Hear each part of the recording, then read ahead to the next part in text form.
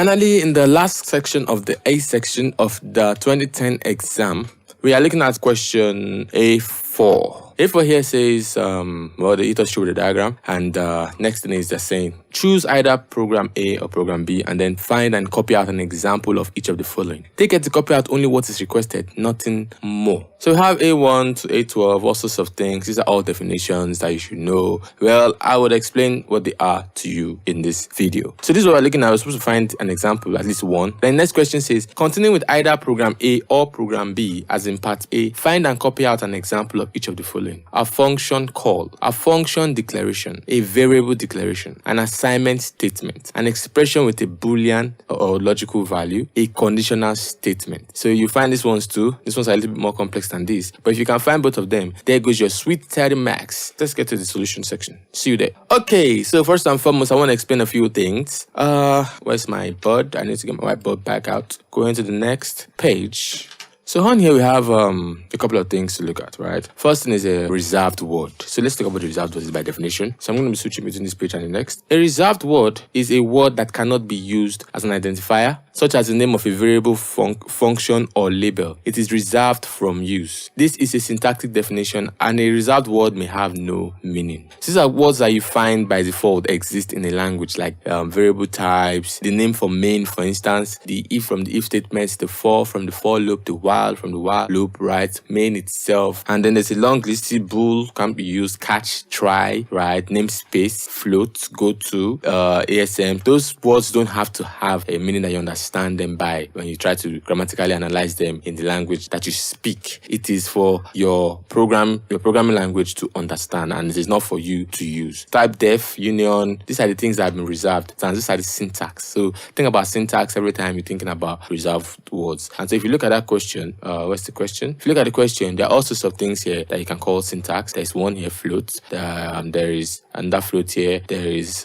car here. There is main. Yeah, main is reserved. There is what else is here that is reserved? We can say it's reserved. That is not defined by ourselves. Else, if it's reserved. Yep. Yeah, that's basically it. So that explains the reserved word. So if we were to go with our reserved word, one example, which I've given like a love for, will be car or float, not float, whatever it is, the words that are reserved that we can find. I think we also saw if, else. What else did we see? Main. What else is here? I think that's about it. Return. What else? What else? What else? What else? What else? Yeah, that's that. Float. Is there int? There's no int declaration here. There are int constants, but there are no int declarations here. So that's that. We've looked at almost everything that we can find here. That is reserved for just your programming language as far as words go. So the next thing will be to check a variable identifier. Now, a variable identifier is simply a name for a variable. So in the case of car near, this will be the identifier for whatever you want to use this for. It's a bucket with a name. So the name of that bucket that holds type car, in which you put in things, that has the memory address. This bucket is identified by the name near. So just think about the name for your variables, all the names you find in there. And so therefore, what else is a bucket that we can find in here that is supposed to store something? SQ, but this is the identifier for a function, right? Because it has function declaration. We'll look at that. Let's look at the simple things. Res is another one, but I'm taking only res. That's the identifier, not float res. This is the identifier for this combination. This is the identifier for this combination. Yeah, I think that's that. Then all of these ones, x1s, y1s, x2s, y2s, those are identifiers for these variables that have been created. Okay, next, a type identifier. Now, a type identifier will simply be a type itself. So this char helps us identify that near is of type character. This float helps us understand that res is of type float. So therefore, the types we have here, char, we have float. So those are the two things we actually see being used in this question. A function identifier. Now, a function identifier is the identifier for a function. So let's look at a function first and foremost. A function is defined by a return type, an identifier, function identifier, that's the name of the function, formal parameters or arguments, then lines of code. So what we have here in this question that has that same signature we just saw. We had float, which is a type, return type. SQ is an identifier for something, but what is it exactly? When we see two brackets like this followed by braces, then we are clear that this is a function. So the identifier in this case would be SQ for this function. For this function, identifier will be what? dist. Main is a function identifier. So we can call out three function identifiers that we can find here. We found this. What else? We found SQ. and also main. Okay, the next one says a character constant. Now let's look at the definition of a character constant. A character constant, one or more characters enclosed in single quotes, such as a, plus, or no line. Now, everything you see enclosed in quotes like this that have already been defined that you cannot change. So they're already there, they're in memory, they are known as character constants, right? So we see here that there are a few character constants. Y, we are in quotes. There's N, these are characters. There's no other character constant here, so let's just put that in place. This will be number 5. Character constants will be Y or N. So you choose one and you answer them. Next is an integer constant. So same thing like character constant, this will be an integer, right? That is already predefined before it is run. So we have this, they're looking for integers in the text: 8.0, 4.5, 9.0, 3.3. These are all precision numbers because of the decimal points. The only number here that is not a precision number is 10, which is basically an integer. There's no 0.0, there's nothing. So 10 is our integer constant that we'll be writing down. Number 7, an arithmetic operator, which is either plus or minus or division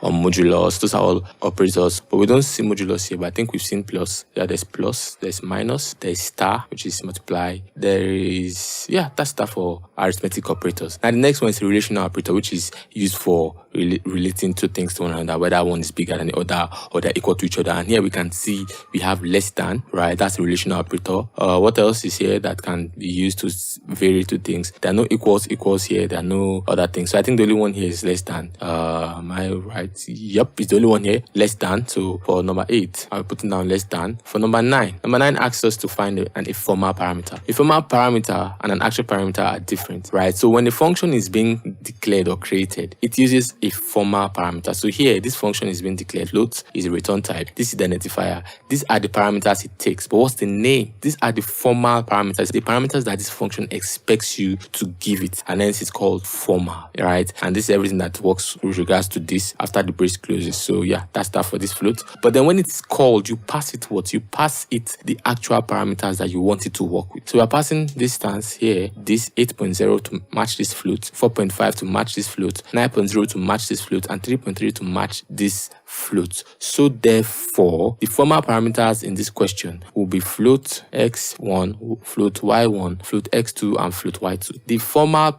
The actual parameters will be 8.0, 4.5, 9.0, 3.3. So if I was to give an example of one each, for formal parameters, I'll go with float x1. You can there's float x2, all sorts of things there. Then here, I'll probably go with the same thing that matches. I think it's 8.0. Yeah, I think it's 8.0. Yeah, that's 8.0. Then next is we have a local variable and an assignment symbol. A local variable is a variable that is declared or is particular to a certain block. Braces define blocks, right? And in those blocks, whatever you declare inside is local to that block. So for this block of float, for instance, here, we declared float res inside. And so therefore, float res is local to this function. In main, we didn't declare anything here. So there's no declaration here. These are just operations that should be performed. But the only place we declared something and it could be called a local variable is in here, where we defined res to be of the type float. So a local variable in this case will be what? Res. Moving on, an assignment symbol. An assignment symbol is simply equal to what we know from mathematics as this. This is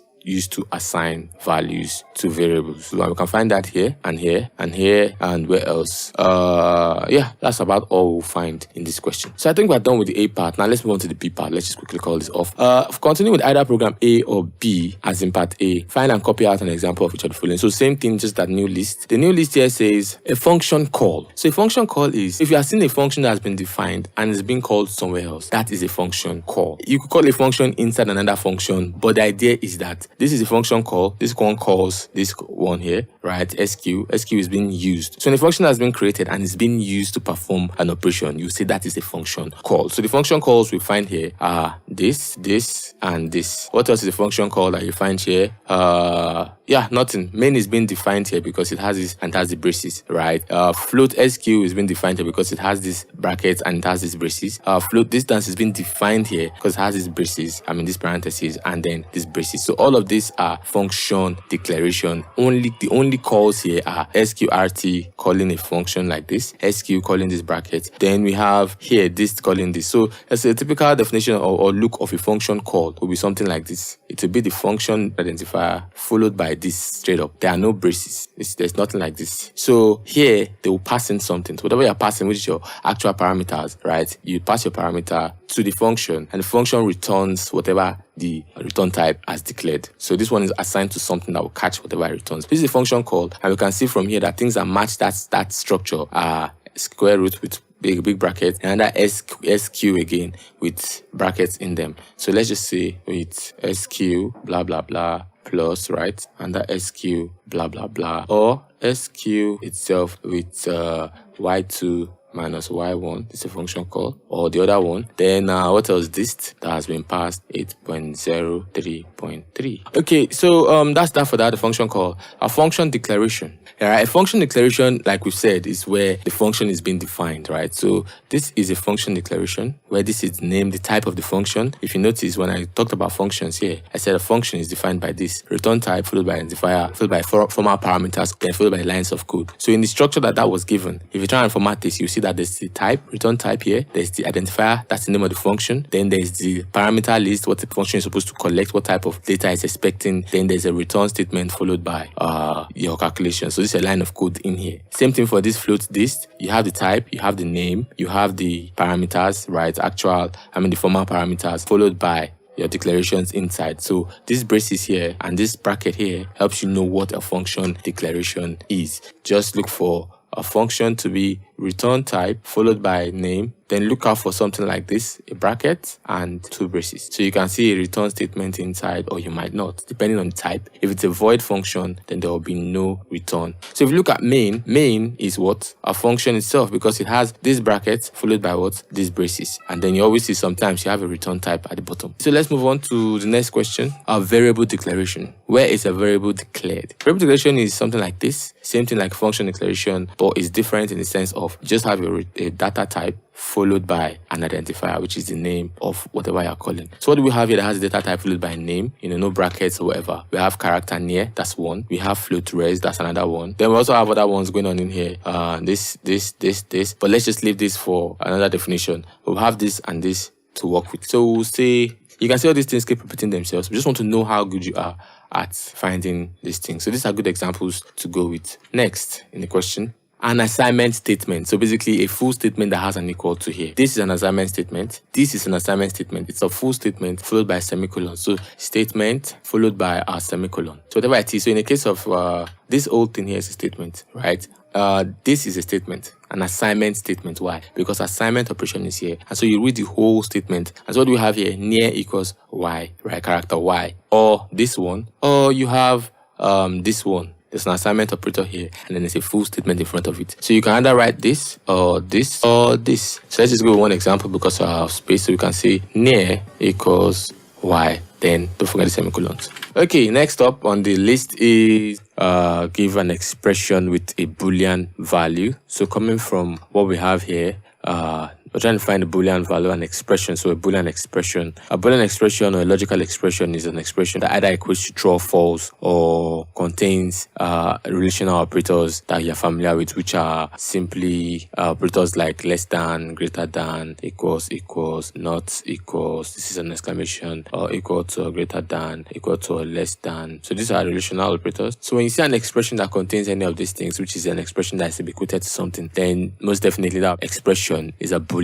expression. It equates to something, either true or false. So if A was less than B and was true to be the point, then this will equate to true. If B, which is greater than A, was also the case, right, then it will also be true. So if it equates to something, if you were to go A greater than B, which is not the case, it will equate to false. All of these things equating to true or false just helps us identify what a conditional statement is. So in that question, the conditional statement will be the part where it goes distant or this 8.0 less than 10. This whole thing is supposed to equate to something either true or false. So that's for number 16. Yeah. So the next thing is a conditional statement. So the name gives itself away. A conditional statement simply a tool used in programming to honor the construct of branching, right? Maybe we want our code to go left or go right or make a choice. Definitely we use things called condition statements, and the only two conditional statements are if statement and the switch statement. So when you hear conditional statement, right, you're looking for an if statement or a switch statement.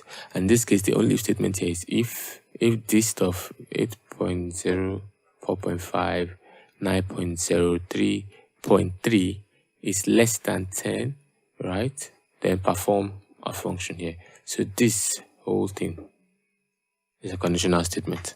So I think we are done with this part of this. We are finally done with 2010 A section, answering everything appropriately. We'll look at the exam reports and know what we did and what we didn't do well, and what to look out for in the coming exams. Thank you very much. Let's dive straight into the exams report. So I'll start here. So the first thing is if, else, main, return, right? Yep. Next thing is character. So we have near and res, like we chose. Float, character, float. Void is also another one, which I could have added, is a type. Next is distance, square, main. What else? Y, N, 10. All these additions that we were looking at here. The next thing, less than. Then float. Number 9, a formal parameter. So x, blah, blah, blah, blah, blah, formal parameters. You could leave them like that. You could put the float. What else? Number 10 is an actual parameter, which is what you're passing in 8.0, 4.5, blah, blah, blah. They're also called Y2, Y1 here, X2, X1 here. So it might be similar to what is here. But yeah, here it was using the function call. That's why it is as an actual parameter. Okay, then we have res, yeah, quite on the money. What else do we have? Assignment operator. Number 13, we got all of this. A function declaration. To use a function call, right? Yep, a function declaration is calling out this full function as was defined. A character near, character float, we were right. B3, a variable declaration. Then B5, B6. Let's check the other side of the page. An assignment statement is the one with an equal to. So we have this near equals y or near equals n, or yeah, these three options that I talked about. Then we have the next one, an expression with a Boolean logical value. That's this whole expression, writing it out. Then is that all? Conditional statement, that's B6. But yeah, that's that for that. Okay, let's read the examiner's guidance notes, right? This is a popular question, but not necessarily answered very well. There were many cases of apparently confident answers to part A, and all of them wrong. This question is very specific about what is to be copied out. Therefore, it is wrong to write more than is required unless the required part is underlined or otherwise highlighted. So therefore, for part A, copy out the reserved word and answer that reads, if blah, blah, blah will be marked incorrect, whereas if is underlined will be marked correct. But the actual answer required was if. Sometimes there are 2 or more valid answers for a particular part. If a candidate gave 2 or more alternative answers, then this was accepted but did not score extra. So there's no point going with extra. They said 1. The question asked us to give just 1 example. Some candidates said that there was no integer constant. Some gave examples like 4.5, which is a real or float constant. So what we're talking about, that is a fractional constant, not an integer. That's like precision numbers. It was puzzling to see punctuations like quotes being offered as an example of an assignment symbol. Equals to sign is the assignment symbol. Return that is not a function call. Some students made up pieces of programs to suit the question part rather than copy out extras from the given program. This was not accepted. So you can't come with your own definition and give me. Look at the question and find what we're asking you to find. That's what they're saying. It seemed that many students were guessing at the answers, often writing down the same thing for several parts, presumably in the hope that one of them might be right. Unfortunately, many candidates got part B1 and B2 the wrong way round. The answers near equals y was often offered wrongly as an expression with a Boolean logical value. This, I suspect, is a result of pronouncing it as near equals y, when it should be pronounced as near is assigned y. So that's that. We need to be careful. Constants are different from assignments, things like that. So just getting the understanding will help you navigate your way through the whole thing. Okay, so that's that for that. Thank you very much for sticking around. Yeah, so we'll see each other in the next question. Bye for now.